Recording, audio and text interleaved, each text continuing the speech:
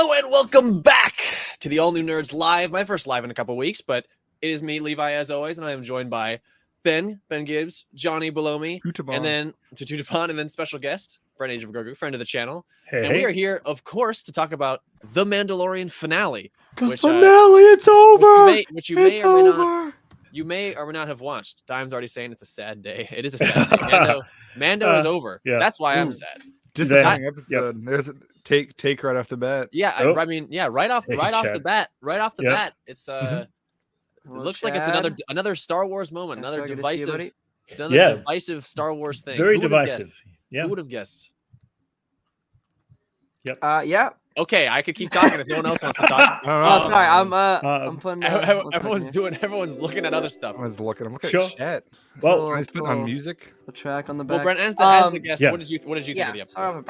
Okay, so I've watched it twice now. I watched it once last night when I reacted to it, there were things that threw me, and I think there's just, again, it goes back to there are things that are not tied off this season, little things that felt like they could have been extended. We got some great stuff with, say, R5D4, but we got such minimal time with the adversary, with Gideon, and just the whole reveal about the clones and his body clones and stuff like that felt like they could have been just a bit more time played out in some of these scenes for me. And I would like to have seen some of that stuff extended longer, just to kind of deliver the impact. I'd like to have seen Gideon at least approach Din Djarin there in the clone center. I mean, that's where the fight should have started. Here's Gideon checking where everybody's going on his little board, and he doesn't think to go towards that one place that is his most prized possession in case somebody decided to do something about, and stop his clone creations. I don't know. I mean, there was little things like that was just like, okay, I wish that didn't happen. But probably when it comes down to it, the best fight sequences of like ground battle sequences, I think we might have seen in all of Star Wars. There was some incredible stuff. I've always, since the Clone Wars and Rebels, always wanted to see a live action Mandalorian fight sequence take place. And we got that. We truly got that. Anyway, that's my thoughts. I don't need to apologize. I mean, I just looking like the chat is on fire. rather negative. Yeah. It seems like the world is it's pretty negative. Rather negative. I rewatched it again today, and I enjoyed it more so today. I mean, I still noticed the lack of tie-off stuff that I felt the season could have had more of. But anyway, to particularly respond to what you said, Brent, from my own perspective, I'm fresh off both a series and a season rewatch. I rewatched the whole show, seasons 1 and 2, leading up to season 1, and then yesterday I got my work done, and then I binge watched season 3 again. So it's all very, very fresh. As one does. So it's all very fresh in my mind. And like the biggest criticism that I sympathize with is the Moff Gideon thing. But even still, when I'm watching it as one, like these moments in the Sin, when you're listening to Pershing talk to the client about who they're working for and what they're doing, and then you get the M count like name drop, and Gideon starts talking about what he's doing in season 2, and then to finally get, and we had theories that I remember talking about at the end of season 2. Like I think a lot of us said, I think Gideon's trying to make himself force sensitive, and then to have that pay off, and he's explicitly saying, like, I don't know, I think I agree it was a little bit rushed, but in terms of what it was, for me, it was like, this is what's been seeded the whole time, and this is now given a lot of context for the rest of the show. So when you rewatch it, it feels a lot more cohesive. Because I really like this finale. In fact, I think it is my favorite finale of the 3 seasons. This one just worked the best for me. The shots of, particularly what's stuck in my head is, Axe Woves ramming the light cruiser down Moff Gideon's base, like the flames, the drama, and he's like, he's going, it's like the flames. It's so good. I'm like, this is awesome. I don't know. It worked for me. It's hard for me to articulate without just taking up this entire hour talking about it. But overall, I liked it. So. Oh, like the Looney Tunes transition at the end? I actually, no, on second rewatch, I loved that. I was like, I'm all in on Looney Tunes I liked it. I'm full Looney Tunes.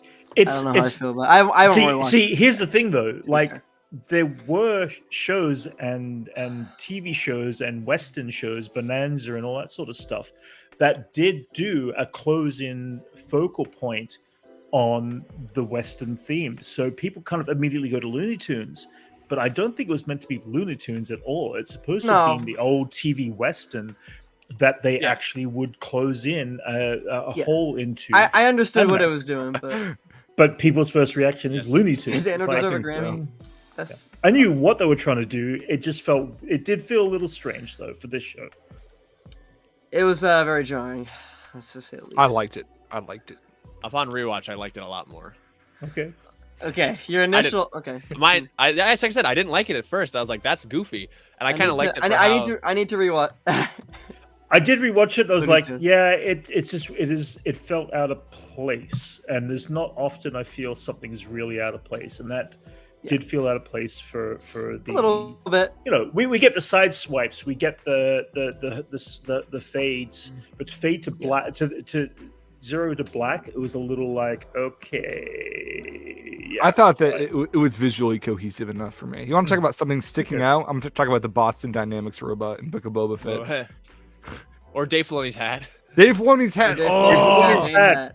It's very recognizable now, isn't it? Okay. Yeah. Well, I want to highlight FJar's comment real quick about the Tross pacing, because I actually, someone who likes Tross more than others, I actually agree with this. In the first 5 minutes, there is like this particular cut where it's when Casca Reeves she puts the bomb and it explodes into Din being dragged. That was such a Tross cut. I was like, I've never seen anything like this in a Star Wars thing where it it was like a weird match cut, and I don't know. I was like, okay, this is happening very fast. Even the episode starts very abruptly. Starts right in the action. Okay, Yeah. but I mean, you can chalk that up to just if you were to watch 7 and 8 back to back. It's basically no. I'm just saying. I think that's personally. I think that's I'm a very well put I agree together. I agree with the review comment. there. I think it is like Tross pacing.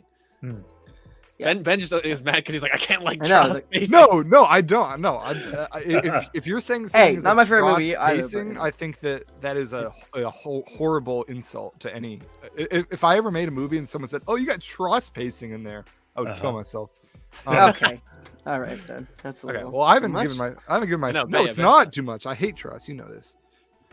And then he Sequels, stopped I'll come watching it. around on Tross. I'm sorry, I can't do it. I'm in that boat, but I'm not as. I don't like angry to, I don't about it like as to be you. a hater, but I just This ain't no Tross talk. This is Yeah, this is well, I not- didn't It's not turning into a Tross talk. Ben, your thoughts? Okay, well, before I go and talk about this episode specifically, I'm just going to talk about the whole show because it sort of felt like a cap on the end. So, for better or worse, the whole show is shifted from season 1 to season 3. It is, instead of becoming this very focused story about a father and He does son. now. Yeah, I love hair.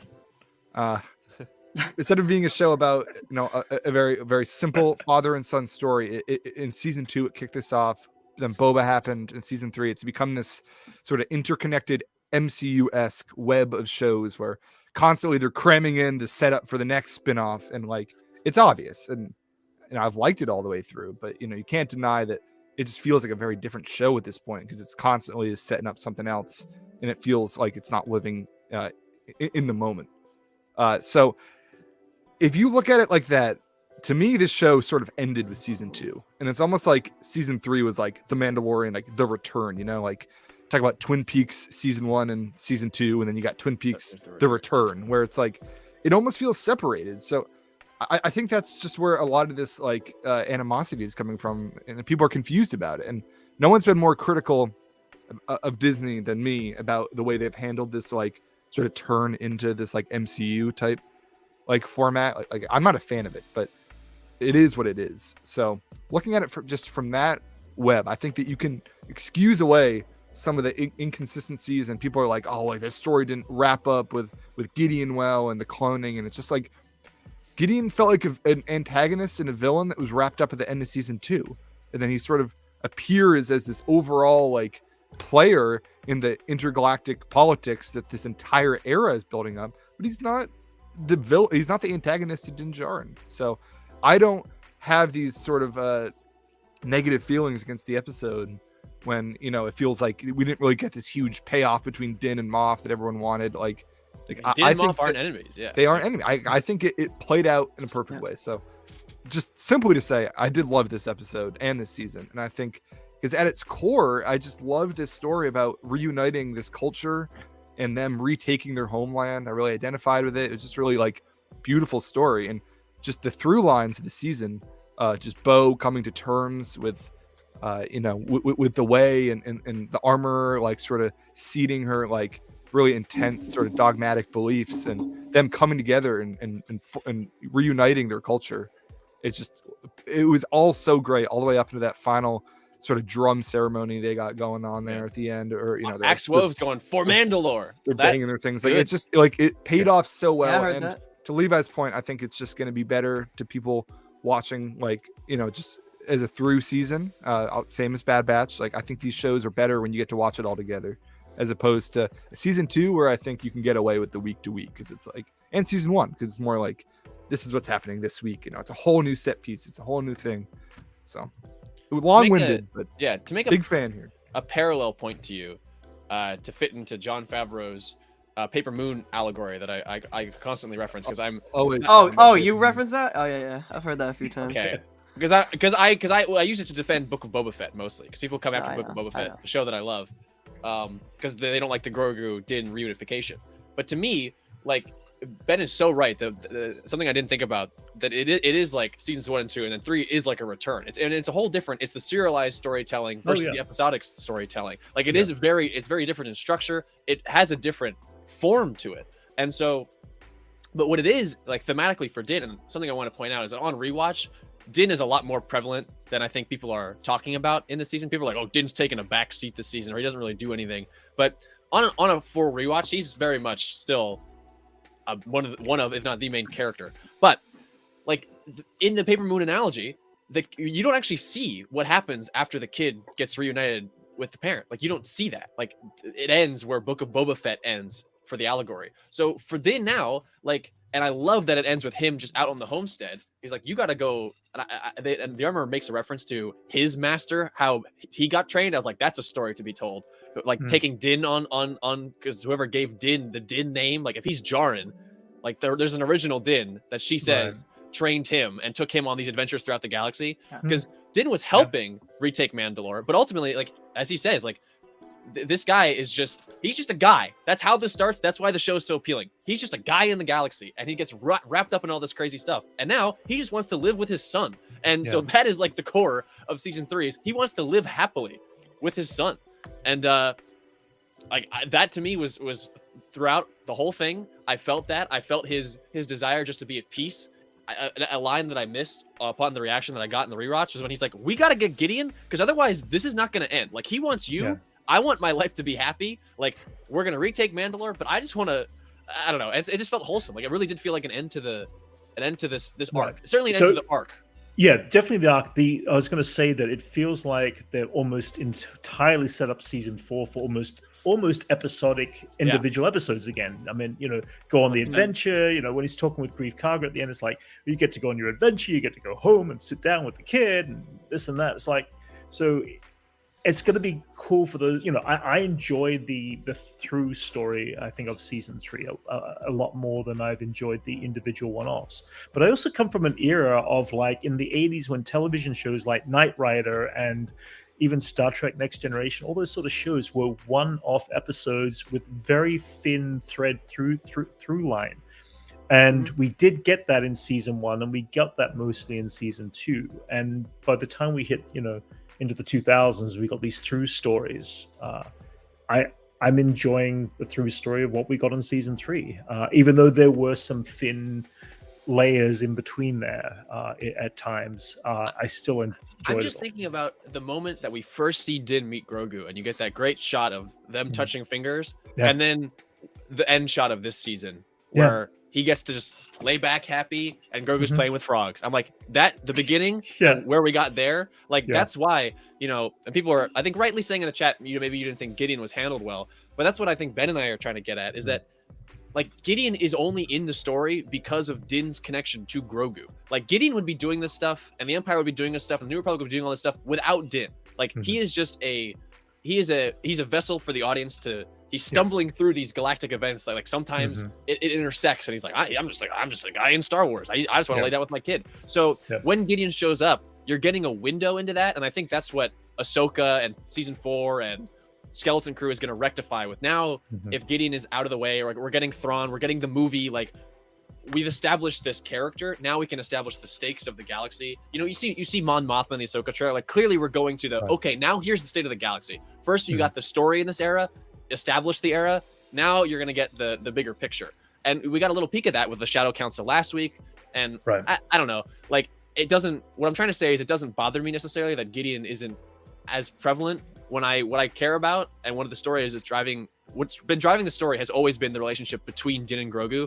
And to me, that got the most satisfied in the season finale, where I was like, yes, like these two are together again. I can, it's a happy ending. And Star Wars doesn't always get like happy endings. And so it really, I don't know. I liked it. Usually gets a happy ending. No, Star Wars is incredibly tragic. Almost all the Star Wars is like almost all tragic. I know, but I don't know. I disagree. I feel like you always end with aspect of hope. Yeah, but this is like an unequivocal, like no one died, the bad guy is done. Like maybe that's what threw a lot of people too. And I was like, I'm here for it. I don't really see the end of Return as tragic. Vader's death is sad to me. Yeah, but it's not. It's redemption. I don't know. That's a whole other debate. I think that's one of the happiest like endings ever. Yeah, I don't know if I agree with that. Well, like Luke, and Anakin, triumphant. Seeing like his son and daughter like safe and like happy. But the New Republic, that is a happy ending. It's a happy moment. And Anakin watches. Anakin watches. It's a happy moment. This was a happy ending. Yeah. Okay, well then that's a whole other debate. If this show never had a season 4, if this show just didn't continue on, that would be it. That would be the happy ending that we would have wanted to see. And I'm glad it's going on, but I'm also glad to see what new adventures lay ahead and how they are going to be challenged as filmmakers to take the Western front beyond what they've already done before and taken and borrowed from, and reforge it into a new form of storytelling for the next 3 Mandalorian seasons. We don't know how many more there's going to be, but we'll see what happens. We assume exactly. Yeah, so as far as people saying that this season like Din took a back seat and was the like not really the Mandalorian anymore, like I don't agree with that really, but I think that's what next season is going to be. Like I think he will not be the prominent protagonist. I don't think it's that Din took a back seat. I think it's the show is opening up the Mandalorian title to a larger Agreed. group. I mean, this is but I don't think that is exploring the Mandalorian culture. I don't know if that's really has happened yet, as much as people absolutely. say What? Oh, of course it's happened. I don't think. I'm saying I disagree. Yeah. I don't think it's happened as much as people are saying. I still think it's very much was Din's story as much as it was Bo. They're both protagonists. Actually, like. Yeah, I don't think that as much as people are saying as like Din is like not in the season. He doesn't have any moments. Completely disagree. No, I don't agree with that. No, not at all. But I think that all those takes are going to be true next season. Like I think it's really going to be a lot less Din next season. Really? Well, I guess we're going to start calling him Jaren because that's why I'm. I guess it's Din Grogu and Din Djarin. Yeah, Din. The Dins. I think that's going to I think become a little odd. It's a little confusing. As the character continues, I'm going to they're both Din. Kind of strange. I'm assuming that we're going to get more of an insight into the way the New Republic formed and works as well. I mean, I'm sure we're going to get a little bit of that from Ahsoka, but it feels like Ahsoka may be its own thing, and we don't know how involved with the Republic is going to be. I think you're wrong about that. Carter comes in. I don't know. Mon Mothma. Carter, I said the same thing. I said the same thing. Really? You see Mon Mothma in the trailer. It is going to be very much about the New Republic. Yeah, she's the chancellor. I don't know. That's about as far up as you can go. She's literally the chancellor of the New Republic. She's the chancellor, man. Fair enough. I bet you were going to see Leia. High up. But I would like to see some of those stories take place in the season 4 of Mandalorian. Well, I think I feel like we're going to get some sort of. It will. I mean, Din at the end of the show was like, "I'm going to be an independent contractor." That's it. An independent contractor of the New Republic. New show coming out 2025. Independent contractor of the New Republic. It's so good. That's such a good name. Yeah. That's the new show. Also, I mean, we know the Filoni movie is just going to be New Republic versus Imperial Remnants. Yeah, that's also how they show it. So yeah, I think you're going to get your New Republic fix. Yeah. Totally. Well, I have not been really able to give my I know. thoughts. Yeah, here. yeah. Get your thoughts in. So, yeah, I mean, I know we've had this great conversation with kind of the season as a whole. I'll just take it from the episode just as it stands, the finale itself. But I really did enjoy it. I think we all, at least the nerds here, we right off the bat, I think we're a collective. This was a good finale. I've still had to kind of think if it's truly my favorite. I don't know if it is. I don't think anything's beating season 2. I like finale, yeah, same. just a moment. I don't know. I do have for a me, point to it's- this. I'll let you finish, but I do have something. I think yeah, we can get to that. But I do have some problems with this finale. I think one of them was what Brent kind of brought up. I thought the cloning, the whole Moff Gideon cloning thing was a little rushed, not kind of anticlimactic. I wish there was a little more there. Yeah. It reminded me a lot of like the Dark Troopers in season 2. Kind of that similar scene, and they just kind of get flushed away. Obviously, they come back, but obviously maybe the clones do come back. I probably think they're not going to, but yeah, that was a little bit of an odd kind of thing that they were kind of building, and then kind of the tanks get flooded, and that's about it. But we'll say some of the best action. Yes, some of the best action I think in the whole show. Flying Mandalorians in the air. The armor was going crazy. Bo was going crazy with the Darksaber. Loved all the action. Like insane stuff. Still confused on the spies thing. No. I don't know if it'll ever get confused. No, it has No. been. No, sorry, Johnny. How? No. Okay, pause. I was reacting. We can talk about that. I was just reacting to this. It is not Night King levels. I assume this is AJ No. on the Yeah, chat. I don't Night think King. Night King is No. that's Night King way. is- That's that is way like- worse. That is That- the largest fumble in television history. Yeah, that is way different. I haven't seen the show, but I don't think it's that bad. But It's worse than you think it is. Yeah. Sorry, you talking about the spies thing. That has sorry, been- yeah, where was I going? The spies. I'll I'll spies thing. let Brent explain that one because he was the one who. Well, it was really steel. Technically, it was steel, yeah.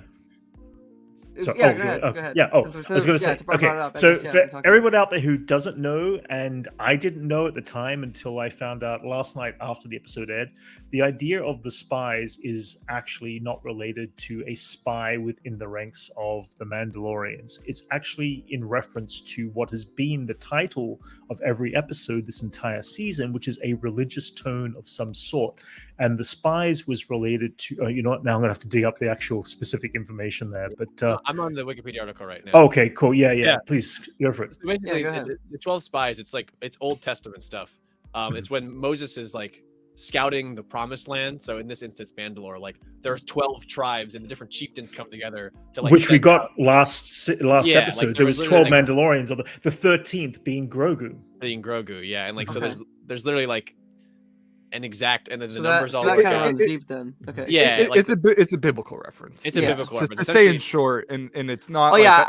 it's not a stretch either. If you actually Okay, read, interesting, like interesting. it is I very think- spot on. So. That was a little, I guess. Okay, well that's good to know. But Wait, I but- think a but, little sorry. jarring because they. Yeah. Okay. No, go ahead. Well, no, Johnny. To confirm what you're saying, though, usually the episodes' titles have had a double meaning. Pretty literal, And yeah. Or pretty double meanings, literal yeah. as well as something within the episode, and everybody was so expecting the literal Yes. meaning of the It went over spies my too. head, So so that's why that's true. completely. It went over all our heads. I think. Sorry, Johnny, go for it. No, it's okay. Yeah. Yeah, I don't want to recycle what's been said, but yeah, I think this is overall just a pretty solid finale. I think very good cathartic ending for kind of Grogu and Din, and I'm looking forward to that story continuing in season 4, which is a topic that I do want to bring up later, but I want to get our thoughts out of this stuff. But I want to chime in this whole best finale conversation because yes, okay, let's talk about that. I love I'm this. I want to do interested that in too. Can I quickly Okay. address FJar's thing though? yeah, Yeah, that theory sorry, about do that? it. So yeah, Yes. the Gideon return. I personally think that Gideon, if they bring him back, it will only be as a way to show that Thrawn is above him, and then Yeah. he'll be like, "I'm back," and then Thrawn will just come in, execute him immediately, and to Burn to establish it. stakes. That, and Yeah. that- I so also yes. I was gonna say I don't think that'll be next season. I think that'll be like 2 seasons down or something though. If Oh, depending no, on I how think they it's- do- you that's keep I think saying that's that. next What- season. why- I think you I think think Mando 4 is the last Mando season. Yeah, Mando- right? We'll see. Well, Well, I don't know about whatever that, shows, but I do think he might come back for the movie. Then I think we're getting Mando Well, I mean, 4, Thrawn is in Ahsoka season 2, Yeah, Skeleton Crew, Boba right. season 2. I'm and talking then about Gideon. I know, but if the Thrawn Yeah. got referenced in this season explicitly, Right. if he's coming back, Yep. they're like Gideon's already season part of the 2, conflict. not even in And- season. Yeah, and Yeah. yeah, that's true. And we know from the trailer that Thrawn is in that show. I Yeah. would have a hard time believing they'd wait Another whole years, season. Yeah, years down the line to Maybe. address that. Like Yeah, that, I don't I feel like it's going to be pretty immediate. Yeah. We'll see. Okay, but yeah, the best finale conversation. I think. Okay, this is best finale. Yes. conversation. Sorry, If, yes. if I well, may. let me just address this because we did. Oh, It's We fair, talked it's about fair, this it's fair, before. It's fair. Talked about this before. Yes, this was something that I think. I mean, at least Brett and I were a little kind of confused by. I don't know. You guys didn't really give too much of your opinion, but no, it was kind of a strange. No, it was certainly rushed. I it's won't. rushed. Yeah, I won't argue. Anticlimactic, a little rush. Not really too much of an. The fact that it built up 3 explanation, seasons, and then it was like he just pressed one button and they all Yeah. died, and it's like that's it. That's That's that. it. Yeah, just a button. Boop. Anyways, know if sorry. Let's talk about the whole finale situation. So If I may. yes, go No, ahead. no. please. Yeah, he's been wanting. He's been itching If to I start may. this. I'm I know. gonna- Go ahead. I'm gonna make a little. I'm make a little What? Rebels comparison here. just a little Rebels What happens? comparison, and I know Levi's gonna like this one. Oh, the new show that you love No. pretty recently. He's always loved it. I don't know what you're talking about. Okay. Uh, So AJ, are you here? Sorry, go ahead. okay, Johnny. Okay. To the end of season 2 of Rebels, Malachor arc. I think most people, off the dome would be like, "Oh yeah, that's the best. That's the best finale. It's the best finale, right?" Because it's like, come on, Vader, Ahsoka, like such an awesome duel. Like, Thank you. Somebody left. Yep. I just, man, oh god, you like I keep losing my train of thought. You keep interrupting me. Okay.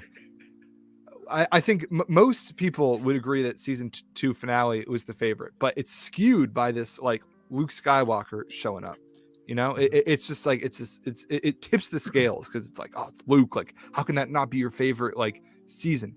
When you're talking about what a finale can do for a show, is when it ties everything all together and just like it wraps up the plot threads of that season. And no season in Rebels does that better than season 1. Season 2 does not do that. See, the end of season 1 of Rebels is perfect in the way that it completely it wraps up Kanan's story, Ezra's story. Like the Grand Inquisitor has like the most like epic like Agreed. death/sacrifice. Like, and to me, that comparison of 2-1 of Rebels is how I feel about 3-2 of The Mandalorian, where I just think if you actually look at the finale of 2, I just don't know if it's the greatest wrap up of the story. And I actually think there's a lot of I think there's honestly some mid action in season 2 finale. Like, I don't think it's well as directed. great. I don't Peyton Reed is not a good director. Peyton Reed does not. It's not as well shot, and I don't think that it's as great as a finale as everyone thinks it is, because Luke comes up and he's like, "Oh, that's the greatest." So to the point of like, yes, the Malachor fight like is such an amazing moment. But if you're talking about it as a finale, I got to take season 1, and I'm taking season 3 Mando finale over 2 because I think it is just a better made, put together, wrapping up the season 100%. type of finale. So for me, Okay, I got. okay. Oh, sorry, John. So I was going to say, for me, the emotional arc at the end of season 2 of Rebels and the emotional arc at the end of season 2 of Mandalorian, The arc for who? Deep. For the arc for Ahsoka on that journey, But it's not Ahsoka's show. No. not Ahsoka's Ahsoka, because we've connected with her, but also for Ezra, he is at this gateway point of about to explore the dark side at that point. This is the Empire Strikes Back. That was the Empire Strikes Back of that. And I got the most emotionally connected to the characters at the end of season 2 of both that and Mandalorian because of that. Listen, I am watching you season 2 right now. The which Ezra. one? Rebels. Rebels. Rebels, Yeah. sorry. Okay, yep. Just on a casual rewatch, and the Ezra's turn to the dark side, or not turn, but pull to the dark side, is addressed in season 1, and then it doesn't really come up until the very tail end of season 2. Like, I know, it's so annoying. That's So, one of my few It qualms. really is not a through line in the season. So when you talk about Ezra's like arc being like, like completed, or like, his relationship with Maul, like it's great stuff. It's a great episode, but it's not like Weird relevant finale. to the rest of the season. So why would it make someone like myself become more emotional when those moments happen? Because that tells I a don't know. story I don't know of how to answer emotion. that question. See, that's it. Some people got very it's pulled in it's emotionally, opinions. and the emotion for me on a story is what makes me favor something over. I think agree. there's more. I think there's more Yeah. emotion in season one. Season one. Sorry, Because- Johnny, I completely cut off on you there. No, you're okay. I think in Yeah. season one, like there's more emotion because that emotion's been building through the entire season. Whereas, like, I think in Just to be season clear two, to everyone, we're talking about Rebels right now. We're Rebels, not- yeah, I know. We It's got, just- But in it's time, getting a little confusing. The lines are blurring Yes. there. Yeah. Yeah. Rebels. still. I think I think everyone knows. Mhm. No, but Well, okay. you're Okay. flip-flopping. I am not saying that it's not emotionally impactful, but I'm asking for everyone to look at it through the lens of an entire Of a season, finale, of a show, as a of a construction show, of a Yeah. season of a show, and just maybe to the defense of season two, it was a 22 episode ordered season, which is a little bit different than a 15 episode season, where I think season one is a little more focused in that, right? But there are pretty much, there's like maybe one or two quote unquote filler episodes in season one, whereas I think like two like sort of goes off a little more, and at times in episodes that don't provide overall to this overarching plot. So I don't know. We can stop talking about Rebels. I mean, I'll talk about Rebels all day, but just to the point where I think that it's the same with this new season of The Mandalorian. Like, I don't think the finale of 2 is as effective as like a season capper as season 3 is. Good I don't take know time. if I agree. So, Ben, Mando Ben's season been 2. like me lately. I know. Like, I'm with Johnny. me and Mando season Levi 2, love I talking think, about this. ties up the whole season 1 and 2 story. This is the journey of Din and Grogu, trying to find a place for the galaxy for Grogu. And I think that wasn't the end. no, it wasn't. But I think season 2 a lot more emotionally impactful. That's for one, for me at least. Thank you, Beyond just Chad. Luke. I think it was the culmination of both seasons. Again, there was this through line story of Din and Grogu's journey, and I think it really wrapped up. I in season 2. love this take, AJ. Love May Lu Run May Lu episode. Run. Yeah, great app. You did all this for fruit. Yeah, great. Great line. Johnny, to your point though, that through line, because the story doesn't end when he gives Grogu to Luke, it keeps going, and so the themes of not only that plot but every single plot of Mando get addressed in the season 3 finale and get actually Yeah, concluded but I in think the it season fumbles 3 a bit finale. though. We've highlighted this already. Season 3 fumbles a little bit with Gideon stuff. I don't think Gideon's. I think I know. this is why- I don't disagree with that, but So, that's to my Which point. is but he's a huge proponent of this whole show though. But I'm not talking about the huge show. I'm piece. talking about the season. I think Even that the- this season finale. No, but I don't. Gideon is not in the cloning. Is not really relevant in season 3 until the It's very not. end. There's a whole episode set on Coruscant in the New Republic about Pershing about Yeah, all no, of I it. disagree with that. Yeah, what? But less like okay. Hey, Arthur. I see that point. For But Parks in the chat, Parks who's been Yeah. having Welcome. a struggle with the Mandalorian this season. I see that point. But like. I don't think that the season 3, I think it wrapped that stuff up. I don't want to say it's not a clone Gideon like centric, but it's like it's No, not. It but- doesn't need to wrap up what season 2 did for that, because Yeah. I think you guys are just I don't missing my point about how a finale is like ties up. No, an I individual completely season. understand what you're talking I know about. what you're saying. Yeah. It just, again, emotionally, I'm tied differently to what you're I'm saying. I'm to gonna what I'm I gonna feel. I'm gonna take Luke out of the season 2 argument because like If you that's take great. Luke out, then that finale is Yeah. easily the worst finale. Yeah, I'm with you there. I don't know if I agree. And it's not, and I know I keep talking about the way it ties the story together, but it's just also not nearly as well shot as Johnny, as Ant-Man and the Well, Wasp, we- Quantumania no, director hold on, Peyton hold on. Reed. Rick I is know, so much I better know, than Peyton. I know, Rick I is a know all million this. times I know better. all this. I know all this. But I do think there is some glaring issues with this Thank finale, you. and I don't know if I top it as my Mhm. favorite. Yeah, I don't know if think I that's top fair. it as my I favorite. do agree. It's I obviously think that But at the same The time, Rick's Bo action stuff could have been a sequences- little. Oh, so good. Yeah, I'm with.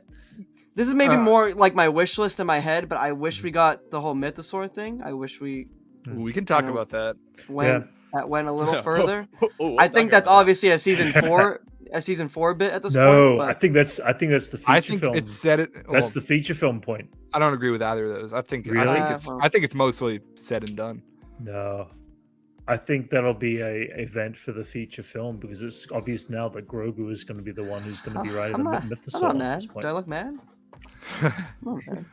Well, to Ben's point though, I also agree that this is the best finale, and Yeah, I think for me it's just I disagree with what he was saying about the cloning thing. I think that this actually as I said earlier, I think the cloning thing has been especially for Gideon. Well, no, I has been something that's touched I on. took that back a little. But I don't know, like the high, it just felt like everything is encapsulated ultimately by that shot of Grogu stopping the flames, just like he did in season 1. Sure. But now he's strong, and you got Bo-Katan Stronger, there, yeah. this other Yeah. Mandalorian who's like the Mandalorian, and then Yeah. Din Djarin all protected in the flames as Moff Gideon is Yeah. like engulfed in flames, like resolving as this, the Imperial moment ship crashes beautiful, through yes. this I- like, it was terrain beautiful. on Mandalore as You're they preaching reclaim the choir. Mandalore. I'm like, I this love is that amazing. moment. I'm like, Yeah. this is Yes, exactly it what I is. want. Absolutely. This is a Absolutely. thematic resolution to every single plot the show has introduced for the most Absolutely. part. And I'm That like, is that for is sure. probably one of my favorite moments in the I entire was like, show. what more? Entire what show more? in general. Yes. Exactly. I'm like, what more Completely can I agree. want from this? Like the high drama you're talking about. I think it may have been you, Brent, but it totally reminded me of it may have been you in your reaction of like in Return of the Jedi when the Emperor and Vader are fighting, or Emperor and Luke and Vader are like all having their moment, and you see like the battle in the background and Gideon, Bo, and Din, and you see the huge Sure. Mandalorians That's flying Bo's around. coming. Like it was just the scale of it was finally like this is exactly Yeah, the what scale I'm of that- looking for. Oh This no, the scale was freaking amazing. As I said, it's the best like ground fight I think we've ever seen in Star. And I say ground loosely, but Yeah, I know what you- yeah. By far, I mean, we can all say this. By far, the best directed season. I agree with and Parks. even in action. Yeah. Yeah, I've enjoyed the direction on almost every episode at this point of the season. Casca Reeves sliding across the TIE Oh, fighter, I know. like, And then turning and Was using it- her knee rockets. I was like, oh my god. off the Yeah, no, platform I- down I- back I- down. No, I saw you was it post that Casca? on I Instagram thought it was the other Bo. day. Was I it thought Bo? that I was thought it was funny. Bo. No, it was Casca. Yeah, get it I out. thought it was Casca. Value going up. Oh. Because Bo had the dark saber out. Yeah, Bo yeah, was running yeah. the dark saber. And her leading, Her leading the, leading with the Yeah. that shot the of the Squadron armor Amandas. first coming in. I was like, Oh, I know. swings. There's another point. Another point. I'd like to- insane. By the way, we do have Mandalorian celebrity Artura in the chat, who I think has shaped a lot of people's opinions on season 1 being I think reevaluating as something that's better. Almost, I think most of us here think season 1 is better than 2 now, and I think for me a large part because of Gunslinger Odyssey. And Yes. great Video. Please But watch it. please go watch that. it if you But haven't. anyway, like the point about it being a finale and like the characters coming in. I mean, think about the characters that were in, and I'm going to think about the two parts here. Like it wasn't crazy out there cameos. This was Bo-Katan, who was introduced in season 2 and has all this legacy with Mandalore. Yeah. Axe and Casca are back. The armor, who's been a character since the first episode, Mhm. has like this is Yeah. Gideon, who's been around since season 1. Like it didn't feel disjointed or rushed to me, I think, because, and this is once again colored by the fact that I just watched the whole thing through, so this is definitely an opinion I think I need to do that too. tainted by that fact. But Yeah. when I'm watching it that way, all these characters feel like, oh, they've been here the whole time, and Yeah. it feels natural. Sure. It didn't feel out of nowhere in that way. I do think this season, I don't know if it's the best week Great to moment. week type. Yes, great moment. I think it is a season that you need to watch all together, and that's something that I plan to do pretty soon. Yeah. I mean, I still am not definitive on my like what is the best finale, but I agree. The moments in season 3, there are like the finale. There are chef's kiss beautiful, especially the flames moment, like we were just talking about. Mhm. But yeah, I don't know. Season 2 is just a more. It brought something out of me a little more than season 3 did, personally. But that's just me watching it off the bat. But Can I make a Mythosaur take? sure. So And we'll talk about this. we can talk about that first if you want, because it's Okay. gonna be long-winded. Okay. Yeah, no, I think this season definitely had a restraint from using cameos. Obviously season 2 was extremely heavy in that. I think we all enjoyed it though. I think it worked I for the think it story. needed to set the world as well. Just to, That's what Yeah, I'm thinking absolutely. of. Like, I'm just thinking of that visual to play exactly this comment. I know Artur Yeah. struggled with the season, I think more than any of us did here. But like Parks, like the moment, thinking of that moment, that visual frame of their hands touching for the first time, and then getting to him, just the circle closing on that happy ending, like something about that it kept The Looney Tunes within ending. that. It kept, okay, yes, but it kept within that grounded level. Like ultimately, it didn't. This season didn't go so far and above, and like Luke Skywalker's in every episode, and here's all these different things. Like it felt true to where it started, and I appreciated that let me jump in 1 second. Yeah, I think we'll bring some people on a little later, if we have time, but we're just gonna keep chatting away. Here Ben's got some things to say, so we're gonna get to that. But yes, so we'll a little later. Stay tuned. Go ahead, Ben. Well, I'm gonna take us all the way back to March 2022, in which Okay. making Star Wars dropped a leak. I don't know if everyone here follows that kind of stuff. I know a lot of people avoid it, but either way, it was that the Mandalorians are gonna have a big fight scene with the Mythosaur, and I think we all took that sort of leak and it grew in our heads, and then after seeing episode 2 of season 3, and like I think we were all expecting like a Bo like riding the Mythosaur and like coming in and saving the day on it, like a big kaiju moment. Like I was expecting that. I was expecting. All the way Yeah, up I think until we all like, were. it made sense. I was in the looking at the direction. episode and it's Yeah. like, oh, there's 10 minutes left. I'm like, when is this Mythosaur thing gonna happen? Yeah. And then it doesn't. And I actually haven't seen as much sort of like hate towards this as I thought I might. I thought people were gonna be really think they were underwhelmed with the Mythosaur storyline, but in my head, as soon as I removed the expectations of seeing that, and I actually sat with what we ended up getting, like I thought it was better than having the like obvious like Mythosaur is going to come up and destroy everything. Like I just think it was so beautiful, like Grogu, like the shot peering through the water all the way down to the Mythosaur, opening up its eye, and it's such a great callback to Book of Boba Fett and the prophecy that was foretold as relayed by the armorer, that the Mythosaur will reawake in the second coming of Mandalore, and and it hadn't happened up until that scene where Bo goes and she relights the forge, and like in this sort of like omniscient presence of the Mythosaur throughout the whole season, and just like I think even 2 episodes ended with Bo like sort of Looking staring on in the Mythosaur, and instead of it not being this like big like sort of physical like force, ended up being this like emotional driving force, and it was the Mythosaur that led Bo to sort of like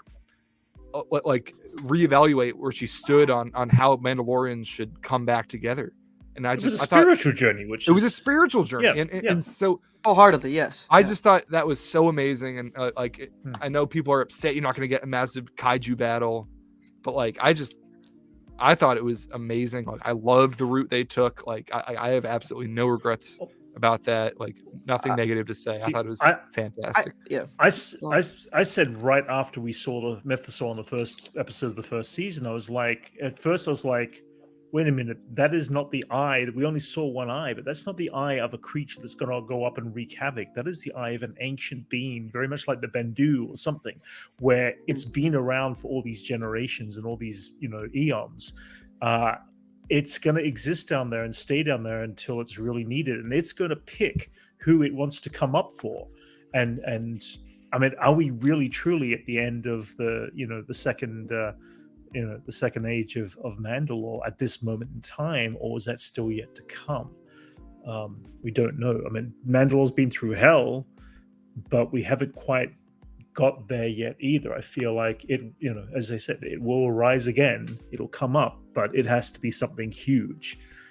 Well, I think to play off Ben's point, because we had talked about this before the stream, but for me, especially, like I said, having just watched it all, when I'm evaluating Bo's character, a lot of people, if you haven't seen Clone Wars, or criticism I heard was that she's had the same arc over and over again, and that's sort of a problem. But when you think about it, like she comes from this royal family, and last episode she's starting to reconcile with the fact that, I mean, she is fundamentally a part of why Mandalore fell apart in the first place. I mean, she is a core, as one of the heads of Death Watch, was a massive part of that Civil War era, fighting her own sister, the Duchess Satine. And then when she tried, when the you know, in her head, when Sabine gives her the Darksaber, right, you know, before the purge, and she thinks she can finally free the Empire from her world after letting the Republic onto it during the Siege of Mandalore that quickly became the Empire. You know, she made the call that essentially enslaved her world. She's like, I can use the saber, it can give to me, and we can break out of this. And when it goes wrong, she just becomes mentally crushed for like 10 years, that nothing, not even this thing of importance, could rally the people. And so people have been talking about that the Darksaber being crushed was a bad thing. But when that thing gets crushed and she's like, I don't give a shit, I'm better than that, we're all better than that, that meant so much to me. Because like, no, this is a new arc for her. Yeah, like amazing. They are moving far past it. Like Gideon makes the claim, like, you know, you Mandalorians are nothing without your trinkets, because the only reason he ever wanted it was so he could use it to control people. That's the only reason why the Empire wanted it, or Maul wanted it. Like, they don't care about its symbolism, or they do, but only as a tool of control. And so the Mandalorians getting over that and finally working together, like, I don't know, like, to me it was the I'm like, this is the Mandalorian, this is the finale, like, this is everything I wanted of that theme. And last episode, Din's like, this sword only, it doesn't really mean much to my people. Yeah, he literally says it means it means nothing to me or my people. It's what matters is character and something and something that I really think is obvious but people don't talk about enough is that Din, as a foundling of the Children of the Watch, is like the most removed person, like, you know, genetically or whatever, to be considered a Mandalorian. Like, this guy is so far removed to what a Mandalorian is, that the fact that he is the Mandalorian means so much more. Like, to me, I don't know. I was just thinking about that last night, and then that moment, and then everything Ben said about, the Mythosaur, it's purely from the very first episode, Queel saying, you know, your ancestors rode the Mythosaur. Like, everything about what it just represents to unifying the people, and that being in it, and not being some like action set piece, and it actually being about the characters making these decisions now to work together again. It all worked for me, man. I think it could have been both, but I do agree with what you said.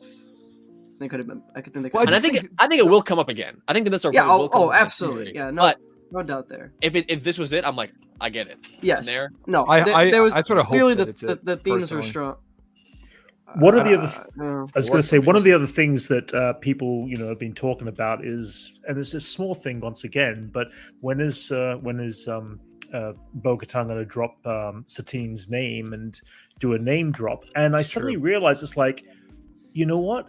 They don't need to drop that, because if anyone who is invested in these characters now, if anyone's invested in these characters now and they want to go back and they've never seen the Clone Wars, what a great reveal that was when Obi-Wan Kenobi kind of picks up on the fact that, you know, Bo-Katan is Satine's sister.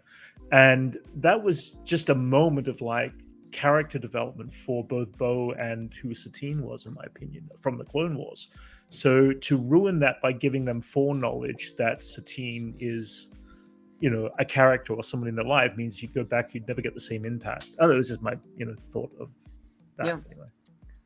I couldn't agree more with what we were saying about the whole Darksaber moment. Like, complete shock moment, but I think it shock so moment, worked totally for needed to be done. For the theme of the whole season. Yeah. Again, fantastic finale. I think, again, there was just some glaring issues, but I do think at least the story of the Mandalorians themselves, that is really where obviously this show shines, and I think that's where the best part of this finale as well.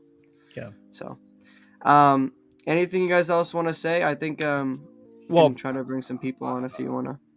Do you have anything? We very much said everything I wanted to say about the Darksaber, but I just got to second that, because I know even last night, I know like Johnny and Corey from Conver Call, you guys were a little like down on it, and I just like.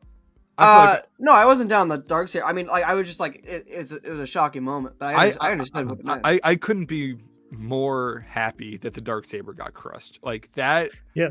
Like, and honestly, that like moment of the Darksaber like getting destroyed in the look in Bo's eyes, but then her overcoming that. Yeah. Is honestly more like. You're right. Yeah. like is maybe the best Darksaber moment like ever, which I know people Yeah. might just that's a hot take. Like I get that because No, I honestly some crazy moments. could But stand something behind that. about Yeah. instead of it being this like object, because looking back to the the end of the Heroes of Mandalore arc and Bo-Katan, like holding it up, and it's like that's so great, but it's almost just more beautiful that they were able to unite without the trinket. Yeah, And that just- it Well, was, she lost. yeah. She lost that. She Yeah. lost that, and her goal, like It's just- for a yeah. whole life Yeah. from then till this show, was to get that back, get that Darksaber back. Well, I think And I I- think the and I- difference. Sorry.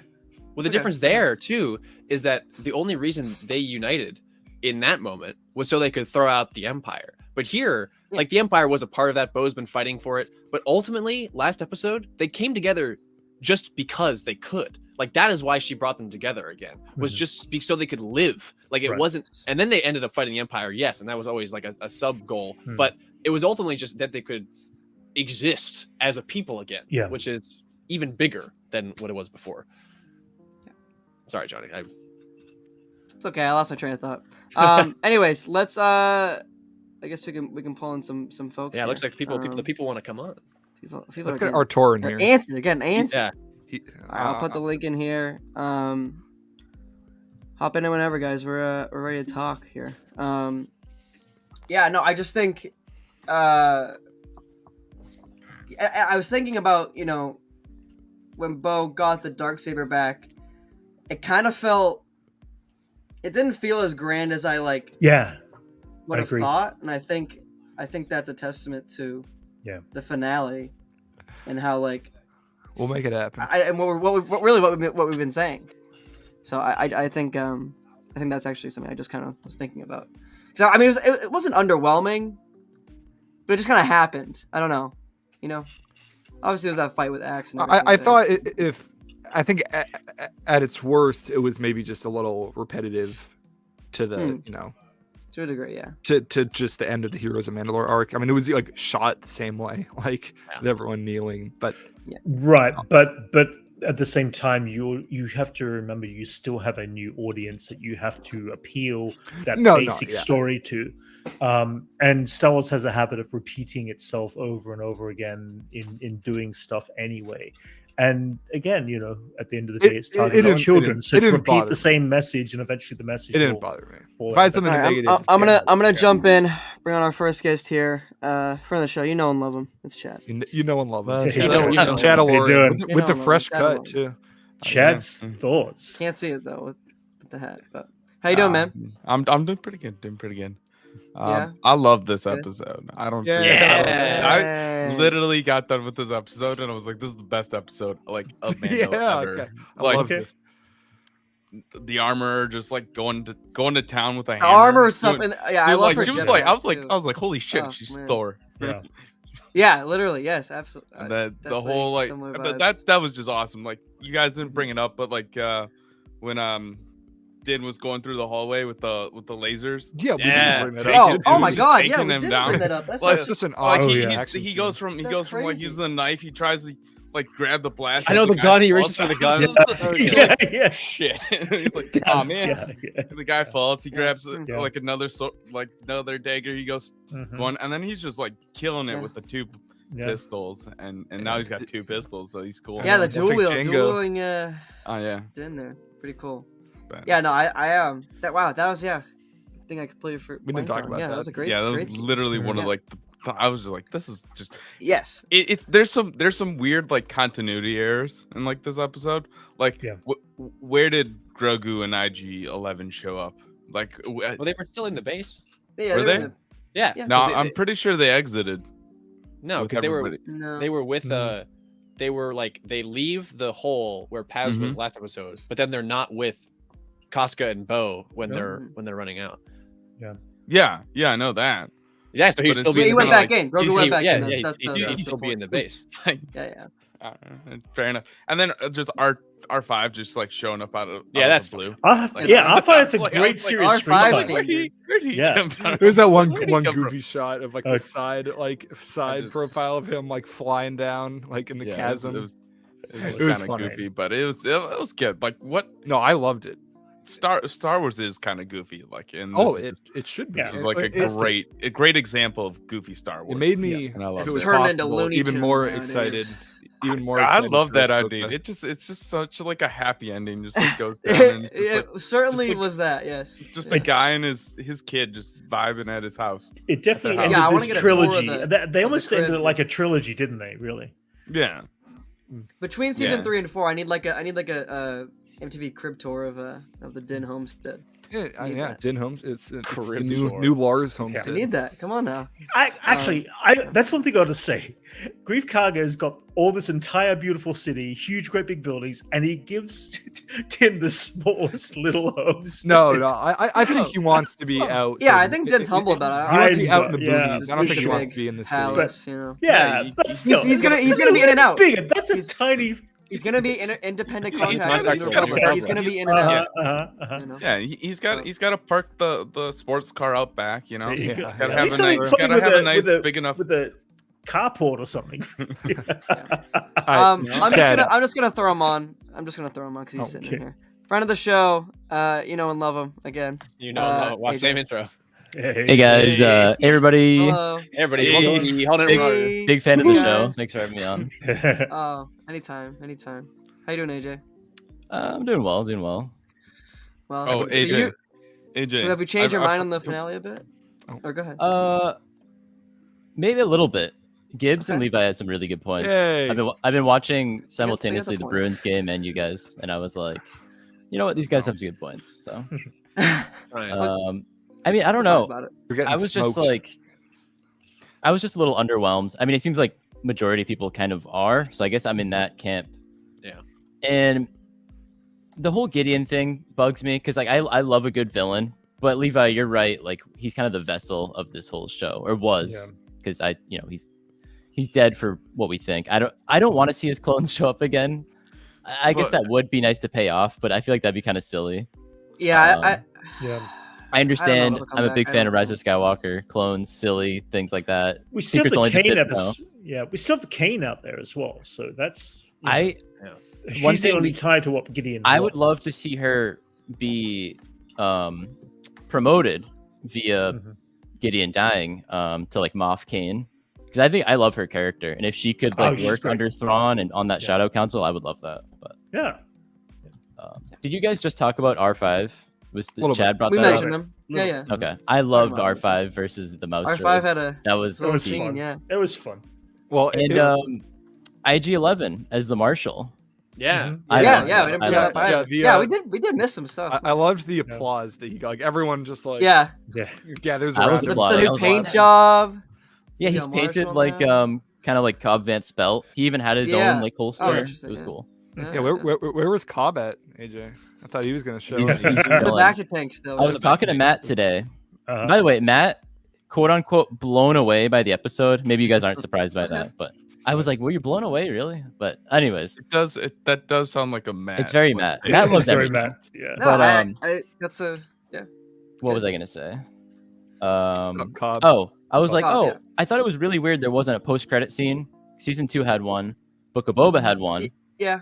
And I Yeah. thought like a little Thrawn tease would have been cool. That would have been. I'm that with you would've been- there. I think everyone would have been That's what universally I think more everybody jazzed. Wanted that. Mhm. Yeah.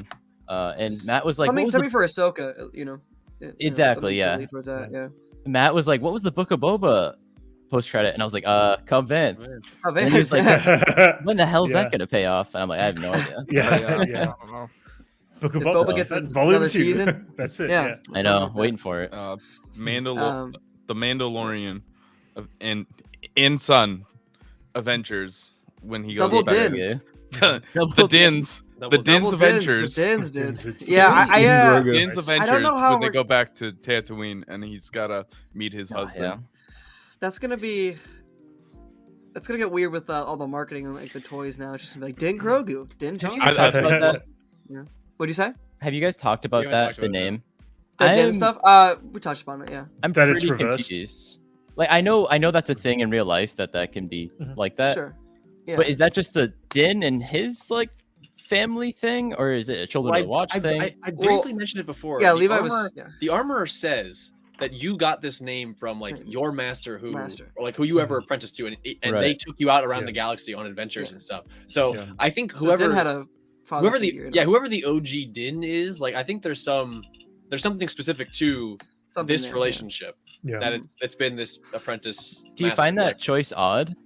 I thought it was a think- little odd. I That's a think little it's gonna be a strange. little More so the fact that strange. we Going always forward, call though, too. We've we been always calling call him Din. Yeah. We always call him Yeah. Din, but now we should really be That was calling his him Jaren. Bo was Yeah. calling him Well, Din, right? Jaren's a name Yeah, too. everyone calls him Din. Yeah. Everyone calls him for Din, sure. except Yeah. like Yeah. Grief Karga. Mando? Yeah.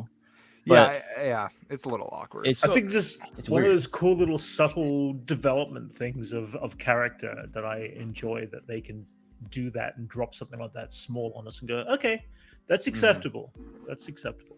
So I wouldn't so mind to was- see more of like Din and like some flashbacks with whoever this father figure was, or I don't know, Hmm. but maybe not. Maybe we'll see a live action version of the father Yeah, figure. Maybe he's season not. 4. Maybe he's still Yeah. around. So you think that Are the you whole taking passing the butt on name screen, down, Levi? Johnny? You think that the whole like passing the name down is specific to Din and like his like clan, or is this just like a foundling like watch thing? I don't know. It could be. I Because- think it's a foundling watch. Foundling Yeah, thing. yeah. It's not an Yeah. overall Mandalorian thing. 'cause, Yeah. you know, No. But otherwise, Not- it'd, no. it'd be Ren Sabine. So Yeah, there's but Paz also- Vizsla. Yeah, Paz but it also Ragnar. could be Ragnar. like Din's from another. He's not Mandalorian, right? At first, like he's not Well, not Mandalorian. native, yeah. Yeah, native Mandalorian. So maybe like his people, where he came from, that's how they were like named, like last names first. Like it could be like something native from that planet, where it's Mhm. like they take the last names first. Chad, by the way, the haircut and the beard is looking good. Thank you. Thank you. Yeah, looking good. I was just Thank thinking you. about it I- again. I was like, Thank you. I gotta cast this cop. I was going to say, you Coming at definitely some the point. podcast is I'm not going on. excited. The vibes going on there. Yeah, yeah. I'm excited. Fallen Order. Fallen Order is that next? No, not next next week. week. Yeah. Next week. It Yeah, is that's next next week. it's 28th. All right, all right. crazy. Jedi Survivor. Well, hold on. So right, we got more AJ, folks. yeah. AJ, Chad, give us your ratings of the episode, and then I think we should move on to the next two I'm gonna people. switch out. Yeah, or yeah. wait. That's fair. That's fair. 7 point for the episode or the season. Both. Hit us with We can hit me both. with both. We can All right. both, yeah, Finale 7.6. 7. Hmm. You guys raised it a bit. Okay. Okay. That's still pretty good. That's still Yeah, I fight good. for that. I fight Yeah. for that. Yeah. It's maybe 7.7. The Alright. season 8.8. Okay. Almost okay. an idea. All right. I really like the that, season. yeah. Really? overall. So that's. Yeah. I know it's kind of weird, but Yeah. Yeah. That's okay. And, I'm a weird- and weird what's your guy. take on Hera? Oh, yeah, love her. I'm just Okay, kidding. okay, Skips. okay. Top 5 Star Record Wars that, we'll characters. record that. I'm just kidding. I'm just kidding. All right, Chad. Yeah, I'm, we got it. this episode, I'm gonna give it a 9 out of 10. Just That's all I like to solid. see. And then I think the season as a whole is an 8. There's some like slower stuff, but as a whole, I think it was Wow. a fun season. Yeah. So. Okay. Interesting. Oh, well, thank you guys. Oh, thank you guys. Yeah. obviously. We're throwing some other folks. Chad, Yeah, AJ, do you want to plug your stuff quick? Me? Yeah, go ahead. Oh yeah. No, the other. You No, got- the you guy got a big behind you. thing The to guy do. behind Yeah, you. yeah. There's a This big is, thing this going is on. Cobb in Holiday Dan- Motors. on, There's a huge at thing Cobb on Dan- Holiday Yeah, Motors. huge thing Yeah, tomorrow. talk big- about it. big Yeah, thing yeah, tomorrow. big thing Oh, for yeah, tomorrow yeah. for Um, Let AJ. him say it. Let him say it. Let him So say you it. can find us at Holland Marauders everywhere. And tomorrow night we're having the Armorer on, Emily Swallow, to talk Nice. about And probably the best episode ever to have her You're on. doing a after. you're doing a She live kicked stream. Yeah. Right? It'll be a live. live stream tomorrow, Cool. 9:05 Eastern time, so 6:05 Pacific time. Rest of the world, right. I don't know what that conversion is, but yeah, that's gonna be fun. We're gonna be kind of interviewing her, discussing the finale, and probably mostly like the whole season. Just talk about the whole season as a whole. So it'll be fun. Be cool. Awesome. I'm excited for that. Chad. 2 things. AJ, I forgot the question I was gonna ask her. Oh, yeah. Good Second point. thing, you can find me anywhere at Chadalorian 7732. I'm doing a Jedi Fallen Order playthrough starting on Wednesday or on Friday at holding up upstairs, Star Wars. noon. At noon Oh, where's my axe Central loaves? Standard Time. So, and I just Alright. broke off the antennas, but I have my BD one here. All right. Nice. All right. Thank Thank you you- guys. thank you guys We'll for see you coming on. soon. See you guys. Bye. Okay. Gonna throw on. I'll just throw on another 2 since they're right here. What?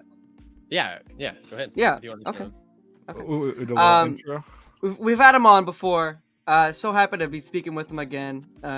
He's long. got his takes about season 3, and I'm excited to break it down with him. It's Parks Artur. Well, how you doing, man? Long time no see. Hello. Man, I've been watching you guys for the last 20 minutes, and it's like, whoa, now I'm on here. This is crazy. I know. But yeah, nice to see you again, Levi, Johnny. I don't think I've talked to you before, Gibbs. Hi, or, no, I Brent, was not so there for the interview. Hey, how's it going, man? How you doing? Nice to meet you How you guys.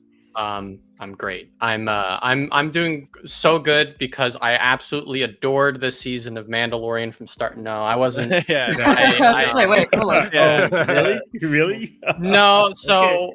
so I know Levi's probably been seeing my tweets, but I have, yeah, he mentioned it earlier, but I really struggled with this season quite a bit.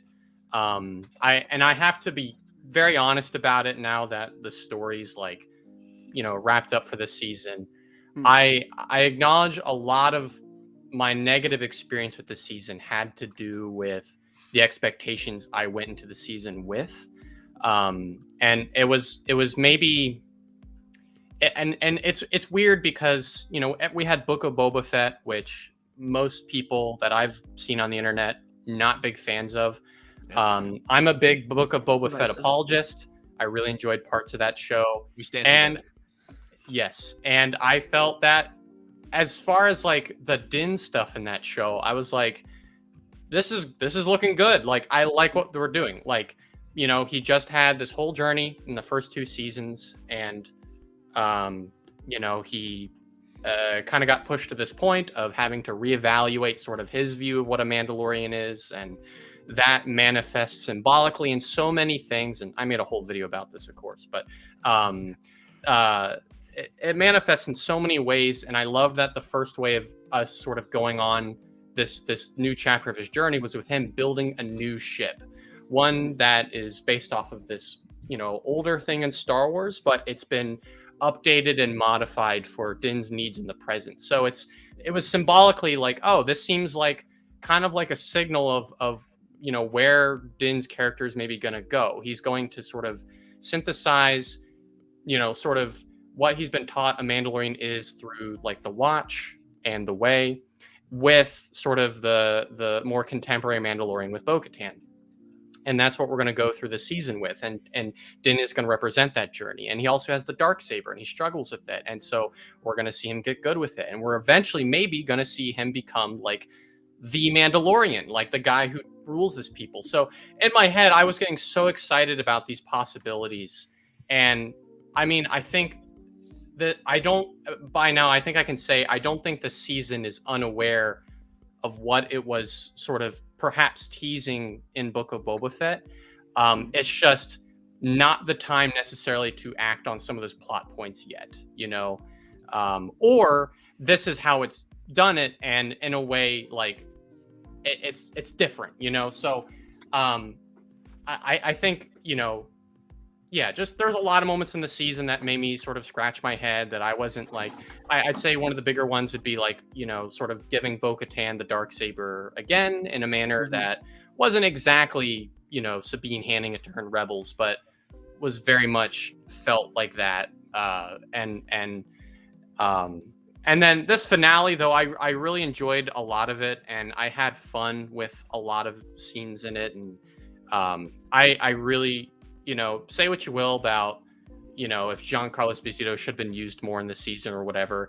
To me, he is hamming up every single second of being in that big, ridiculous. He chews up the scenes, Yeah, he is just, God, he was so entertaining. And yeah, and I really liked the scene where Din is going through the laser fields with R5. Having just seen like John Wick Chapter 4 like a week ago, it felt like Din's John Wick moment where he gets to like take weapons off of people. And Absolutely.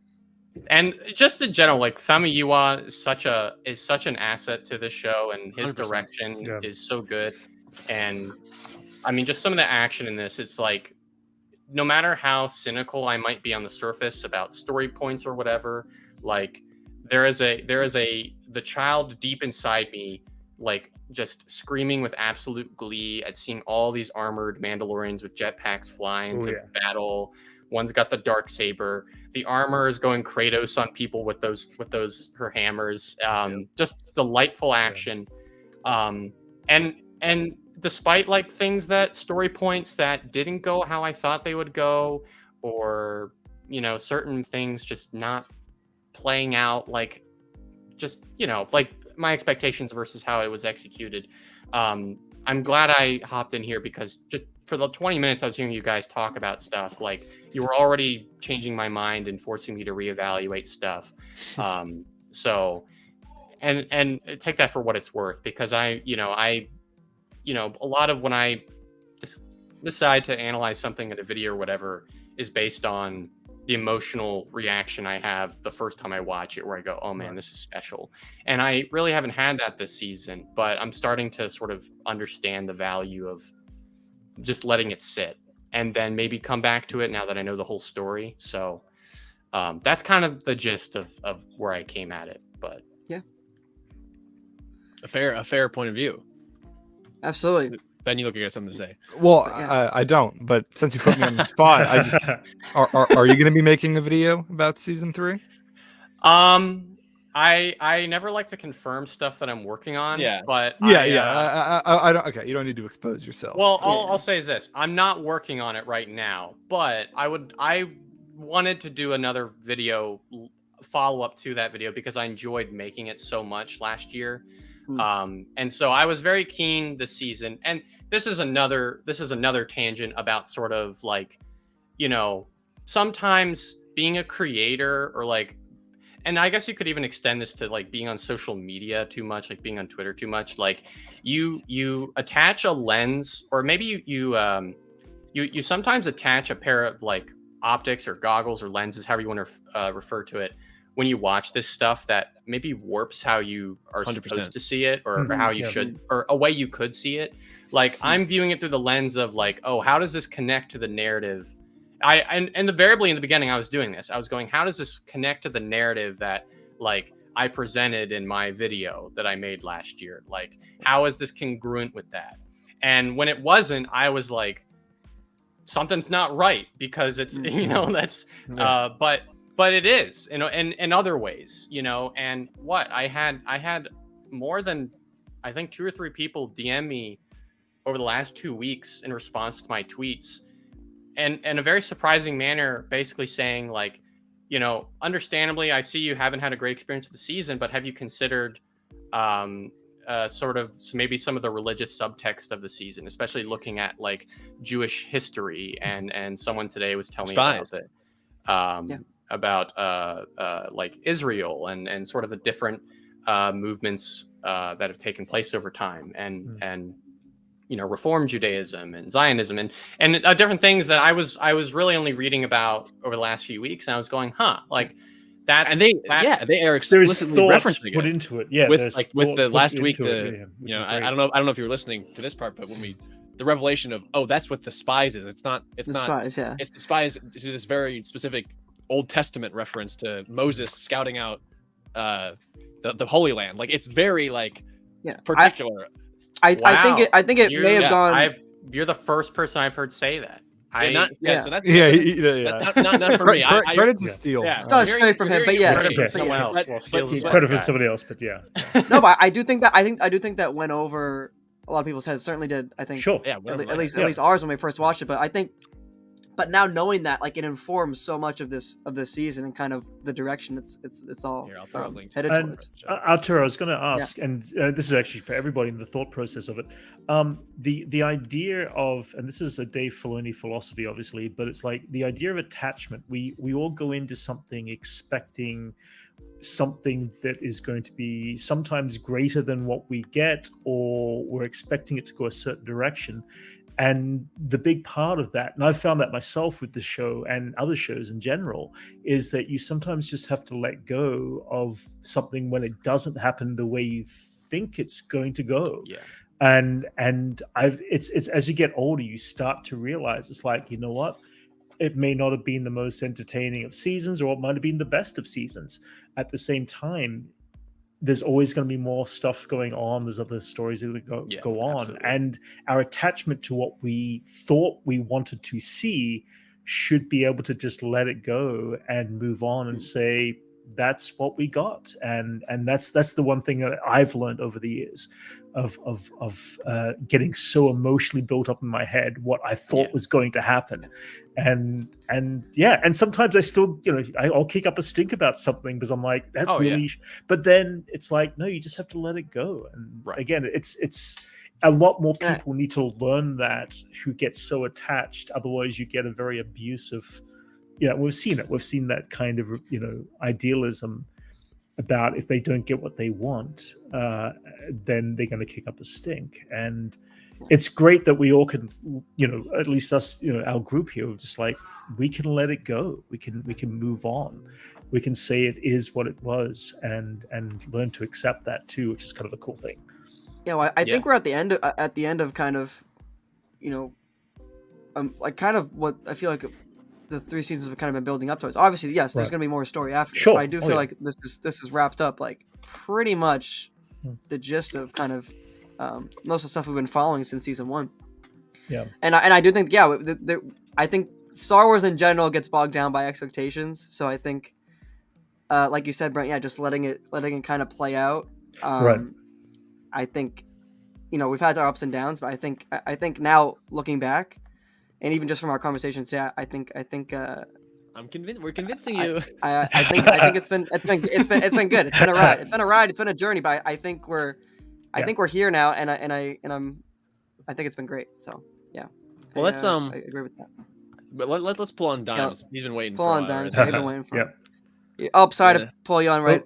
Kind of. Yeah. Wow. Gave him. All right, my bad. I didn't. All right. No, that was a. You muted Michael. If he's. Maybe. Yeah, you might not even be at Hey, Michael. Hey, buddy, how you doing? Hey, Dimes. It has been too long. Yeah. It has. How are you? I'm doing good. What about you guys? I think we're doing great. Doing well. Great. Doing Give us well. the thoughts. Give us your controversial thoughts. Okay. Break it down. You guys know me. I'm always coming on here with some hot takes. That's true. What? I guess this season's not that hot of a take. I just really haven't been a fan of it, to be honest. I enjoyed the first episode. I enjoyed last week's episode. I honestly don't think there have been really any standout episodes, to be honest.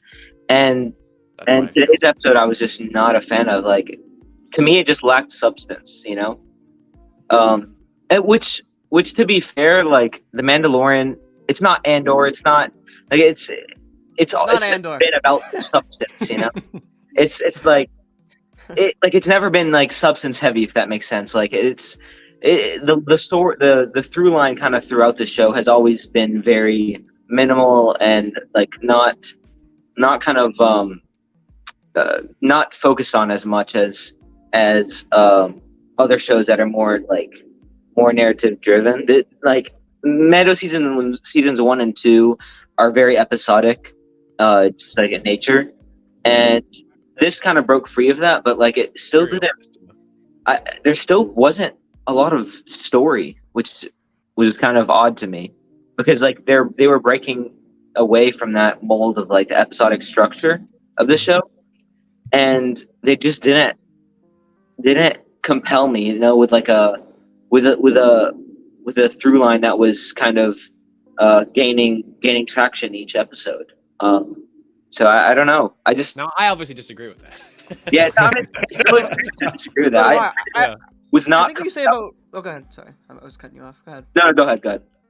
Well, I think you're saying about it being focused. I don't know if it's that. I do think it's just juggling a lot, but I do think it's done most of those plots successfully. Like I think we've been talking about even today with I think Levi brought it up earlier, but like even the parallels with Grogu from season 1, saving Din from the fire, now coming all the way to season 3, like the progression there has been, and the scale has been. I think it's been a lot. It's been a lot. I think so. But go ahead. I do agree that like the scale of the show has kind of like it's definitely gone to like a grander scale in a sense. Mm-hmm. But and I like that it was consistent, where it was like involving the Mandalorians throughout the whole season. It wasn't like oh yeah, we're gonna. Well, I guess episode 3 didn't really involve the Mandalorians, but yeah, I always forget about episode 3. That was such a weird episode that went It's an nowhere. interesting one. Yeah, like Yeah. really the only like payoff of that was in last week's episode at the very beginning, and it wasn't like anything. I don't know. That was Why- just an odd choice to me. I agree that. Well, firstly, I think if the season didn't hit you, what I always say to people is spend some time away from it, and then if you're still willing to give it a chance, give it that watch through again, because stuff will hit a lot differently, Yeah. week to week. For if you're just watching it one a week, versus Yeah. in chunks, and so that's what I'll say to that. But in terms of Yeah, that episode, Watching it all together. I think that I agree on my rewatch. The Convert was the one that dropped the most for me. However, in the context of the show and establishing, understanding what's going on with the New Republic, I think is really vital. However, people like levied the Book of Boba Fett criticism against it, but I think by bookending it with 10 minutes of Mando and Bo, and then ending again with Mando and Bo, helped a lot with that. But in terms of what's going on with Kane and Pershing, I think what's been established now is that Gideon was deliberately trying to sabotage Project Necromancer, which is presumably the return of Palpatine, in To order do his own to supplant himself. Like, Yeah, Hux there's was like, hey man, like where's Pershing at? Like, we know you kept him on Navarro like for yourself. Last like a couple of seasons ago. Like, what the hell's up with that? He's like, I don't know what you're talking about. And then he had Kane wipe his mind, so Hux could not get the Snoke / Palpatine. Yeah. Did you mean to do that, Levi? Well, whatever. He like so deliberately so Hux couldn't get that information because he does not want Palpatine coming back. He's like, I want it to be me. So Yeah. I think that episode, something that I think Gideon unfortunately is in this season similar to season 1, so not a lot. However, what they did narratively to seed him was a lot better than season 1, where from episode 1 you got characters talking about it. Episode 3, like I think he escaped. Like, are they going to put him in a mind flayer? Episode 5, like Beskar, someone broke him out. Like, he is gone. He is out there. Like, you're establishing. There was more stakes for me. Like, it felt. I felt more satisfied with his appearance, whereas in season 1, honestly, Gideon is like, he's not referenced even once. Comes out of nowhere. And Yeah, it's like, he's oh, very here's this abrupt. guy. Like, it's like, all right. Yeah. I would argue I maybe even wanted a little bit more from. I Like, the agree. Gideon No, build-up I wanted in season more. 3, I'm just but saying there is more. But I there. do There's think more what in was this season. there. Yes. Yeah, there is more in this season on retrospect. That is like he's playing people. I don't know. I think there's something there. But Mike was. Yeah, I agree. I was going to say, Michael, are you trying to say because Gideon comes across as somewhat a very one-dimensional character. He's got a single goal.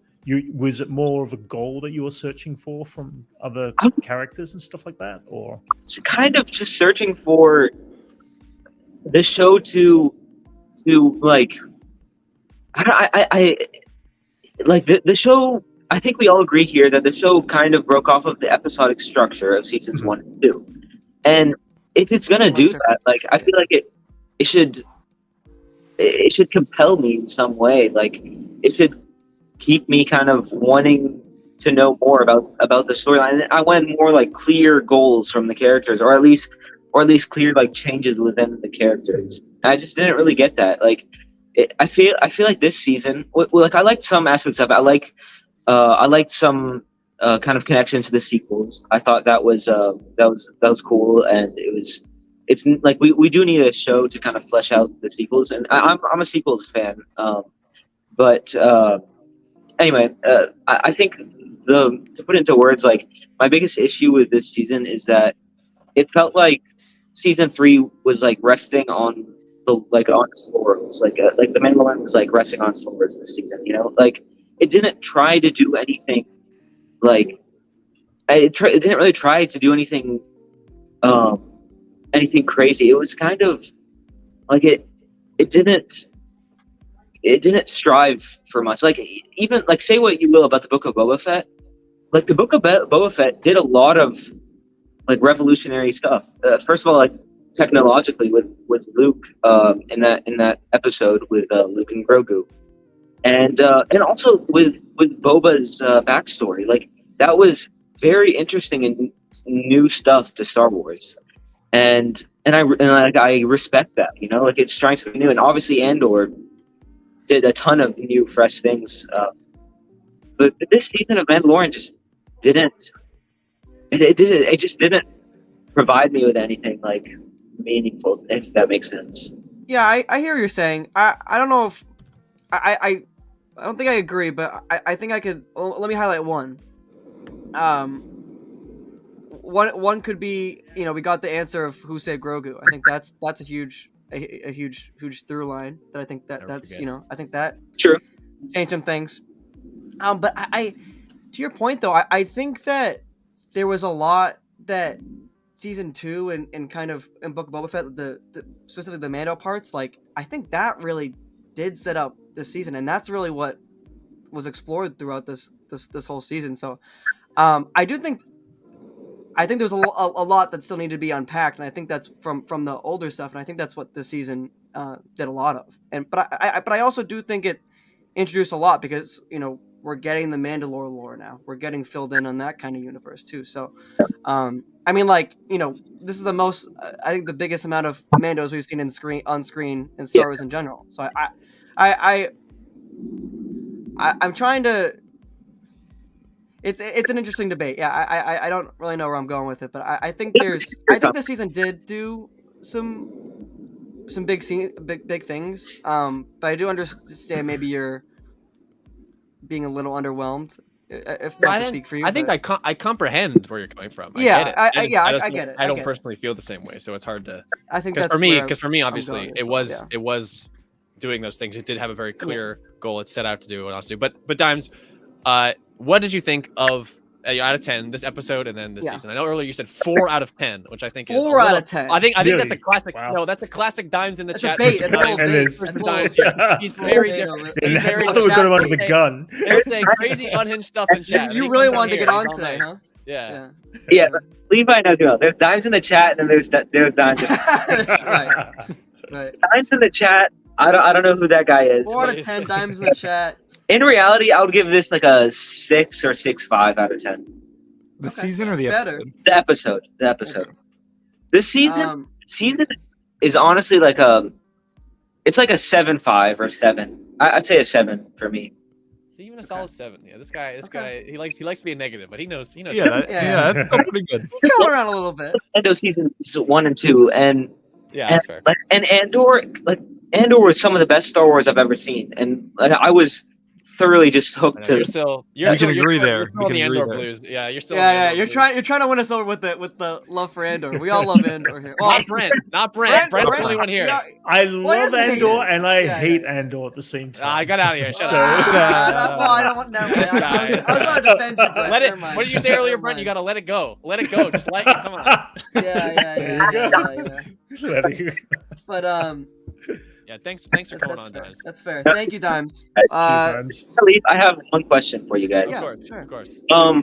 Where would you put this season in relation to Bad Batch season 2? Like, what are your thoughts on Question.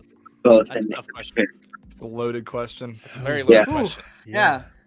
I don't know. Dimes, I'm gonna have to watch both of them back all the way through, and I'm gonna have to get back to you. Well, Right yeah, now, we can do I that. think We'll bring it right up now on I'm the think I'm podcast. leaning. We'll I'm bring think that I'm back. We'll bring that back. leaning Bad Batch. I lean but Bad Batch. Probably. I think I lean Bad Really? Batch. I- See, I- I Yeah, love okay, Mando too. over Bad Batch this season.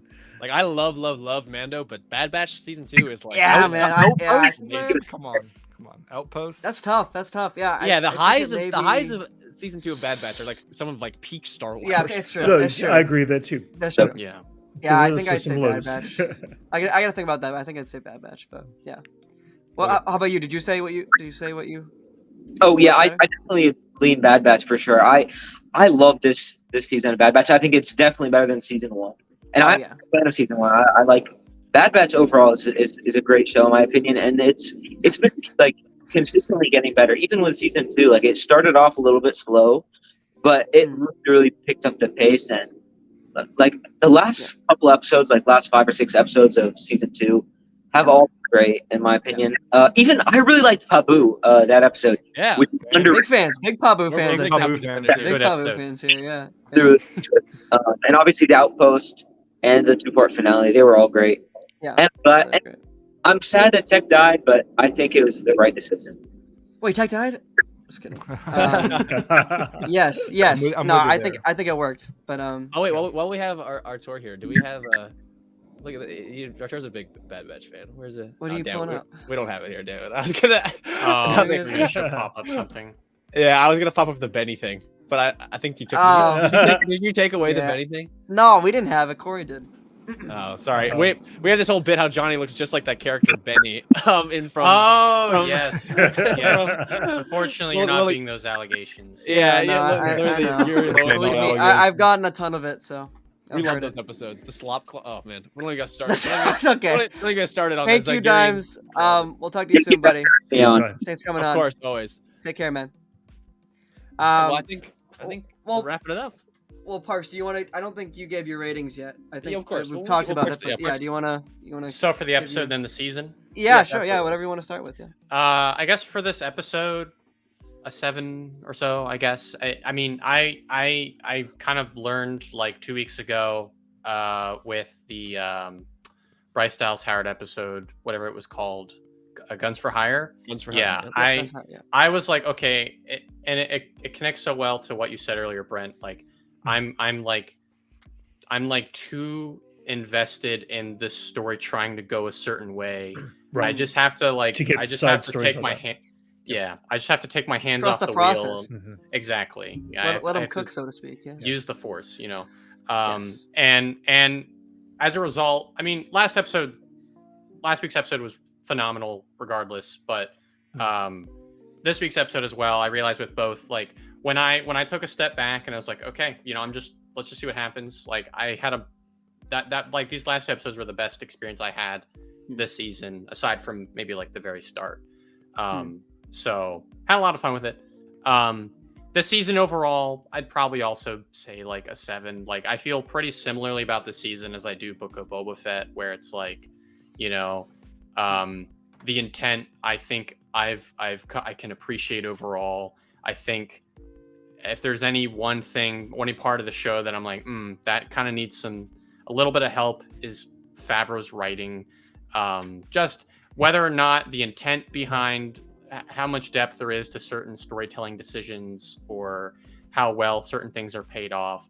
I think in general, just the pacing and how dialogue is used to convey information, and then in general, just characterization for people like Din, which for me was probably the biggest problem I had with the season. I really wanted him to go through like a bigger journey, while recognizing, because of the journey he went on in previous 2 seasons, he was able to assume the role he was able to here with Bo-Katan.